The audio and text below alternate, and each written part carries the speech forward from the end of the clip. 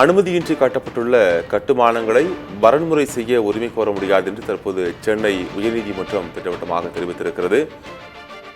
பெரும் முதலீடு என்ற காரணத்திற்காக இரக்கம் காட்டக்கூடாது என்றும் நீதிமன்றம் திட்டவட்டமாக தற்போது தெரிவித்திருக்கிறது. சென்னை டிநகர் வணிக வளாகத்தில் அனுமதியின்றி கட்டப்பட்ட பகுதிகளை 8 வாரங்களில் இடிக்கவும் தற்போது உத்தரவானது பிறப்பிக்கப்பட்டிருக்கிறது.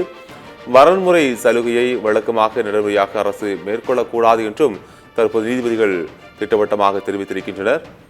அனுமதி இல்லாமல் கட்டப்பட்ட கட்டடங்களுக்கு வரன்முறை செய்ய உரிமை கோர முடியாது என்று தற்போது சென்னை உயர்நீதிமன்றம் திட்டவட்டமாக தெரிவித்திருக்கிறது. அனுமதியின்றி கட்டப்பட்டிருக்கக்கூடிய கட்டுமானங்களை வரன்முறை செய்ய உரிமை கோர முடியாது என்று தற்போது சென்னை உயர்நீதிமன்றம் அறிவித்திருக்கிறது.